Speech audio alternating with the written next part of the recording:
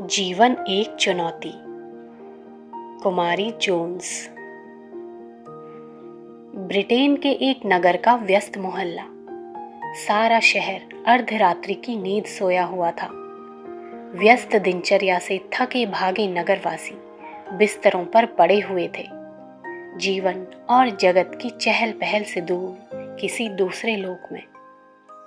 तभी उस मोहल्ले के एक छोटे से बंगले में आग लगी और कोई चीख चिल्लाहट नहीं हुई, कोई शोर शराबा नहीं हुआ।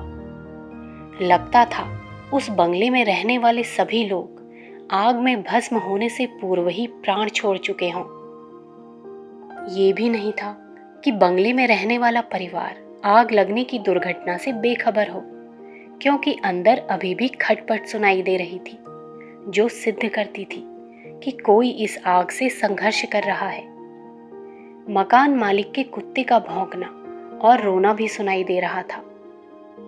उस मकान में परिवार के नाम पर केवल 2 ही जीव थे, एक तो उस बंगले की मालकिन और दूसरे उसका प्यारा पालतू कुत्ता। पास के ही एक बंगले में सुख स्वप्नों भरी नींद ले रहे दंपत्ति ने फोन की घंटी सुनी। पति हड़बड़ाकर उठ बैठा। इस आधी रात के वक्त किसे काम पड़ा है, और ऐसा क्या जरूरी काम है जो किसी की नींद का ख्याल किए बिना ही जगाने की जरूरत आ पड़ी। बड़बड़ाते हुए परिवार के मुखिया ने फोन का चोगा उठाया और बोला, हेलो, देखिए मैं जोन्स बोल रही हूँ। दूसरी ओर से आवाज आई, आपकी पड़ोसन, मेरे बंगले में आग लगी है, कृपया मेरी और मेरे प्यारे फिलिप की रक्षा कीजिए। आवाज एकदम शांत, सहज और निश्चिंत थी। इस कारण उस व्यक्ति को विश्वास नहीं आया कि जोन्स के बंगले में आग लगी होगी, और उसने अपना यह संदेह व्यक्त भी कर दिया। क्यों जोन्स, आधी रात के वक्त मजाक कर रही हो?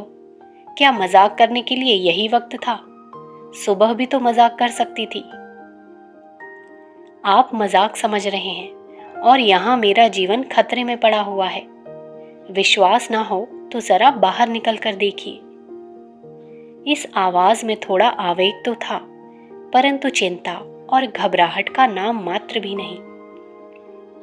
पड़ोसी ने बाहर निकल कर देखा। सचमुच जोन्स का निवास आग में झुलस रहा था। तब उसे विश्वास आया और उसने आसपास के लोगों को जगाया। सब पड़ोसी जाग उठे। फिर क्या था, आग पर शीघ्र ही काबू पा लिया गया। आग की लपटें शांत हुई और अंदर जाने जैसी स्थिति हुई तो लोगों को उस अकल्पित स्थिति का एहसास हुआ, जिसके अनुसार जोन्स की आत्मा शरीर से मुक्ति पा चुकी होगी, और वे उस कमरे की ओर घबराए से दौड़े जहां पर कि जोन्स रात्रि का विश्राम किया करती थी। कमरे में प्रवेश कर देखा तो जोन्स ईसा के चित्र के सामने बैठी प्रार्थना कर रही थी। हे प्रभु, इस दुर्घटना को सहने की मुझे शक्ति दे। मैं कहीं इस दुस्सह स्थिति से हार न जाऊं। मुझे संघर्ष करने का बल दे। कमरे में प्रवेश करते हुए लोगों ने जब ये शब्द सुने तो उन्हें आश्चर्य हुआ कि जोन्स प्रभु से क्या मांग रही है। होना तो ये चाहिए था कि वो अपनी रक्षा के लिए प्रभु से प्रार्थना करती, अग्निकांड शांत होने की कामना करती, पर वो तो शक्ति मांग रही है, सहन शक्ति। प्रवेश करने वाले पड़ोसियों की आहट सुनकर जोन्स पीछे मुड़ी। वो समझ गई थी कि आग पर काबू पा लिया गया है। इस भयानक विनाश लीला को शांत करने में पड़ोसियों को सहयोग देने के लिए धन्यवाद देते हुए कहा, आप लोगों को बड़ा कष्ट हुआ है। मैं आपकी बहुत बहुत आभारी हूँ, क्योंकि आप लोगों के सहयोग से ही मैं एक बार फिर जीवन संघर्ष में हारती हुई बाजी जीत गई हूँ। कृतज्ञता भरी इस मीठी, विनम्र और मधुर वाणियों ने पड़ोसियों की थकान और व्यथा दूर कर दी, परंतु उनके चेहरे पर विस्मय का भाव खेल रहा था।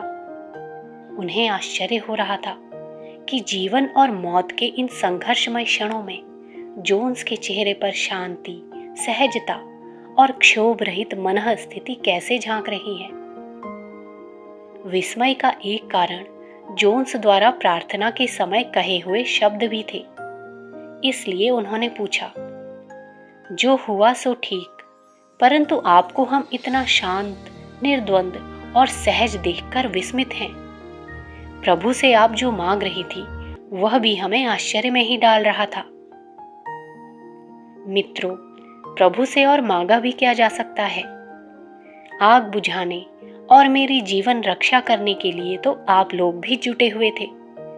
फिर प्रभु से भी वही मांगकर क्यों उसे परेशान करूं? फिर ऐसा मांगना उसके गौरव के अनुरूप था भी नहीं। एक सम्राट से 2-4 पैसे मांगना क्या कोई बुद्धिमत्ता है? इसलिए मैंने शक्ति मांगी जो उसके गौरव के अनुरूप ही है। और यही कारण है कि आप मुझे इतना शांत, निर्द्वंद और सहज देख रहे हैं। ये कहकर जोन्स ने अपने पांवों की ओर देखा, जो जड़ और चेतनहीन हुए लटक रहे थे।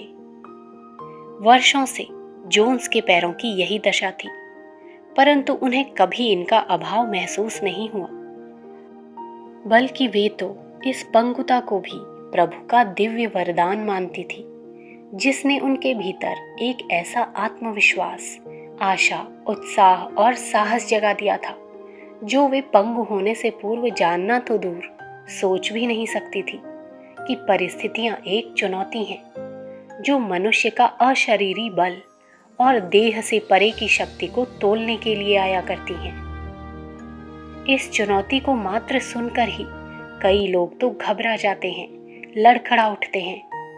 कई एक शरीर से पहलवान होने के बावजूद भी 2-4 थपेड़ों में ही घुटने टेक देते हैं।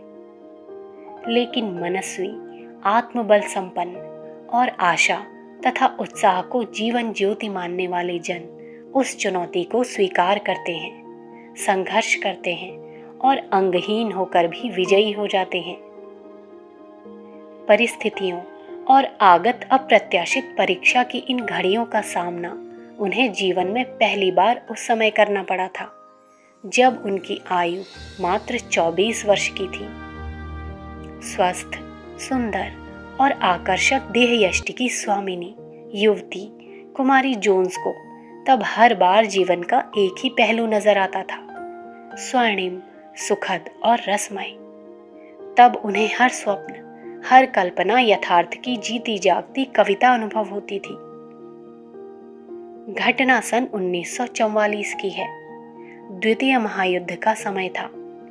जर्मनी के विमान ब्रिटेन के गांव-गांव और नगर-नगर के आकाश में घुसकर दनादन बमबारी किया करते थे।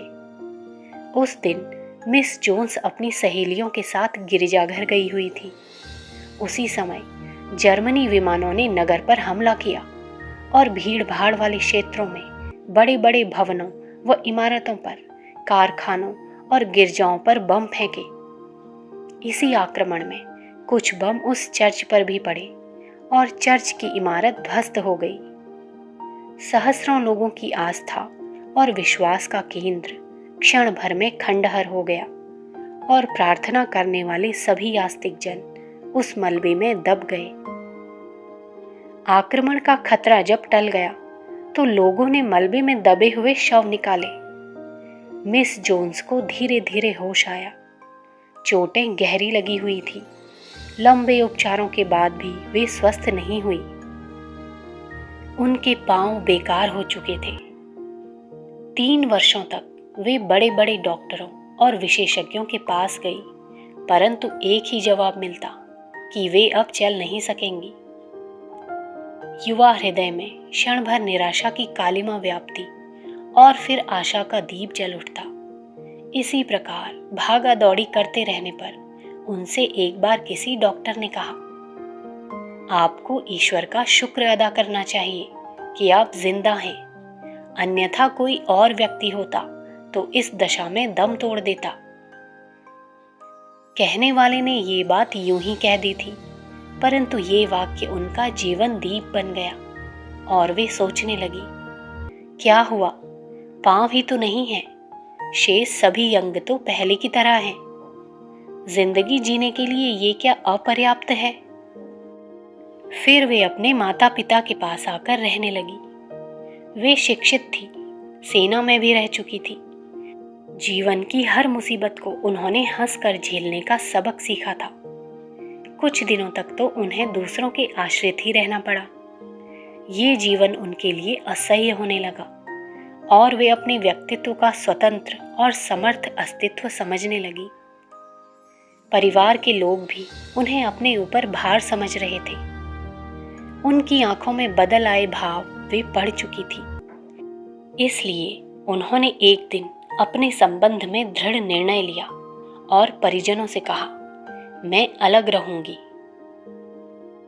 परिवार वालों को तो उससे शायद कोई फर्क नहीं पड़ता था, इसलिए उन्होंने जोन्स के निर्णय को स्वीकार कर लिया। अलग जीवन निर्वाह के लिए उन्हें सैनिक सहायता कोष से मदद मिल गई। इस सहायता के अनुसार उन्हें जमीन, मकान और निर्वाह के लिए धन मिला। आवास सुविधा के साथ ये शर्त जुड़ी हुई थी कि वे इस जायदाद पर जीते जी ही मालिक रह सकेंगी। मरने के बाद फिर से ये जायदाद सरकार की हो जाएगी। मिस जोन्स ने एक छोटे से बंगले का नक्शा तैयार कराया और उसे बनवाया। उसी बंगले में वे अपने एक कुत्ते के साथ रहने लगी। उनका अधिकांश समय बहुत व्यस्त व्यतीत होने लगा। जीविका और निर्वाह संबंधी चिंता इतनी नहीं रही जितनी कि समाज सेवा और लोक कल्याण की। वे देश की भावी पीढ़ी के निर्माण में संलग्न रहने लगी।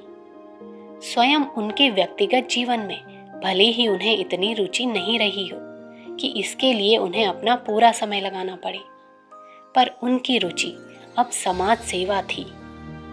पहले से ही उन्हें बच्चों से बहुत प्यार था।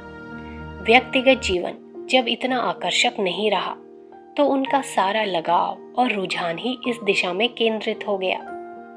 वे हर रविवार को स्कूल के बच्चों को अपने यहाँ आमंत्रित करती, उनके साथ हंसती और बोलती, खेलती और उनका तथा अपना मनोरंजन करती रहती। अक्सर उनके घर पर दावत और पार्टियों का आयोजन होता, जिसमें अधिकांशतः बच्चे ही सम्मिलित होते।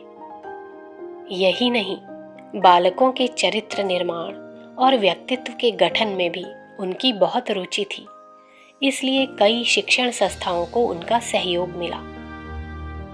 इंटरनेशनल हाउस ऑफ वेल्स, जहां देश विदेश के छात्र हैं, उसमें वे देखी जाने लगी। अंतर्राष्ट्रीय सौहार्दता और विश्व बंधुत्व का प्रचार करने के लिए अपने प्रयासों से 2 बार फ्रेंड्स ऑफ इंटरनेशनल हाउस संगठन के ऐसे समारोह सम्मेलन भी उन्होंने संपन्न करवाए, जिनका उद्देश्य विभिन्न देशों के छात्रों को निकट लाना था। उस समय मिस जोन्स पहियों वाली कुर्सी पर बैठकर इधर उधर दौड़ती रहती। छात्रों को जब ये पता चला कि ये कोई छात्रा नहीं बल्कि एक ऐसी अपंग महिला है जिसकी अपनी कोई व्यक्तिगत महत्वाकांक्षा नहीं है, बल्कि लोगों में जीवन के प्रति आशावान दृष्टिकोण उपजाना ही उनका लक्ष्य है, तो वे अनायास ही मिस जोन्स के सम्मुख श्रद्धा से नतमस्तक हो जाते। अपंग होते हुए भी जीवन को उसकी पूर्णता और सघनता में जीने का एक अद्भुत आनंद है। इस आस्था ने उन्हें सेवा कार्यों में व्यस्त रहने के साथ साथ घरेलू कामों में भी दिलचस्पी लेने के लिए प्रेरित किया। नए घर में आने के बाद उन्होंने घर का हर छोटा बड़ा काम अपने हाथों में लिया। बाजार जाने से लेकर खाना बनाने, मेहमानों का स्वागत करने और घर की सफाई करने तक का हर काम उन्होंने अपने हाथ से किया। यही नहीं, बागवानी में भी उन्होंने रुचि ली। शरीर से असमर्थ होने के बावजूद भी जीवन के प्रति इतनी रुचि रखने का कारण पूछने पर उन्होंने बताया, मैंने अपने जीवन को एक चुनौती माना है, इसलिए हर क्षण अपने प्रति आशा और विश्वास से भरी रहती हूँ। मैं हमेशा ही नई बातें सीखने के लिए उत्सुक हूँ। प्रभु के विश्वास ने मुझे वो शक्ति प्रदान की है कि मुझे इस चुनौती का सामना करने में कोई रुकावट नहीं आती। संदर्भ पुस्तक मनोबल के धनी व्यक्तित्व, भाग 1। लेखक पंडित श्री राम शर्मा आचार्य जी।